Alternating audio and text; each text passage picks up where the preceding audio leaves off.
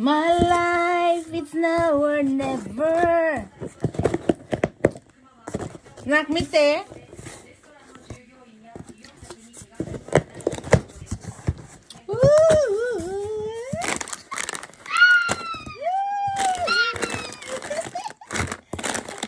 Tuwang-tuwa si Aska.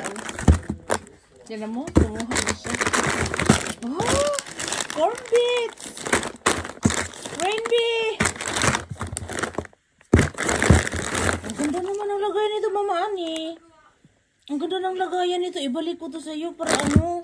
Ano ko, ibalik ko to? Ano namang ano? Bakit hindi mo ilagay sa plastic? Diba? Ba't hindi mo nilagay sa plastic? Ito, sayang. Kinuha na ni Aska, hindi pinansin yung mani mo. Pero gustong-gusto niya yung lagayan. Tingnan mo, binuksan na yung mani. May tuyo, may tuyo. Meron pa isa doon. Nakasaki no, ano, reto no. Ang dami nito. Ayan o, kasi sabi ko kasi binili. Alam pala ako ng tuyo. Ano to? Ano sa Hitsutsu no Haku ah. Hitsutsu no Haku ah. Ang dami kong pagkain. Oh my God eh. Red cod. Red cod ah.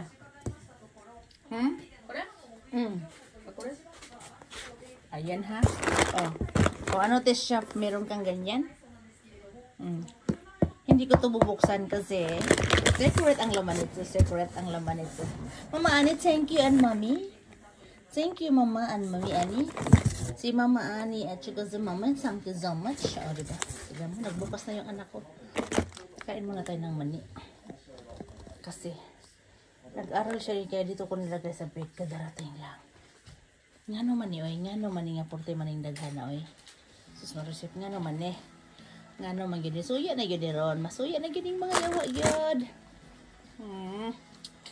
Itong nasa karton. Napcho to akidemite. Itong laman ito. Nani? Ato, humba to, humba. Kung nakita mami. Corn bits guys. Oh, oishi. Tabete nai. Mada. Ang ganda ng lagayan. Ang ganda tabero daw siya. Mama Ani. Arigato. Arigato sa umiyagi from the Philippines.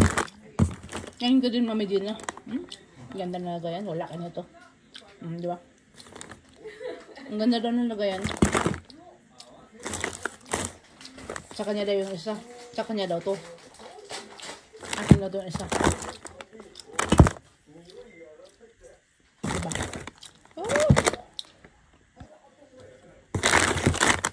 Ay, wana. Diba? Dumating na. So, ito yung sinasabi ko. Yung package yung galing kay Mami Ani. Dimensions Parade. Diba? Naiingit na naman ang mga libagera. Diba? Naiingit na naman sila ngayon, oh. Ito siya. Meron ka ngayon ito? Meron ka ngayon? Naku! Alam ko mag-package. Pag dumating to ngayon. Mami, pag dumating na itong mag-package. Bukas maipopost na naman yan siya. Matik yan. O, diba? Kain muna ako ng Wendy, ha? So, babuhay siya, babade. Babush. Sabi, ito yung sanabi ko na ano, na tuyo. Kasi may maraming tuyo na pinakita. Yung may kaliskis. Ayoko kasi nung may kaliskis ni Mami Ani. Pasensya na Mami. Pero sa ano to? Libre to? Ano to, Mami? Ano to? Libre to na kinaskas ninyo? Yung tinanggal ng balas, yung kiskis me? Me. Pasensya na Mami, ha? Sa pagtanggal ng kaskas, pagkaskas ng ano. Oh. Ayan, oh. Ang hirap talaga gumaya. Ang hirap talaga gumaya ng luto ni Mami. Natutong. Pero ang lata. Yung humba. Yung humba ko, Mami, ayan na. Ito yung sinasabi ko. Mahirap pala talaga ang gumaya. Lalo na kaya kung gumaya ka na hindi mo kayang gayahin. Mas lalong mahirap yun. Yung itong ginagaya ko kay Mami, galing to sa kanya ang baboy.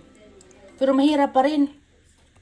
Paano kaya pag umaya ka na hindi mo talaga kaya? Mas mahirap pala yun. Sus, Ginoo ko. O diba, pati yung nakailang na ako nito eh. Ilang minuto ko itong sa pressure cooker.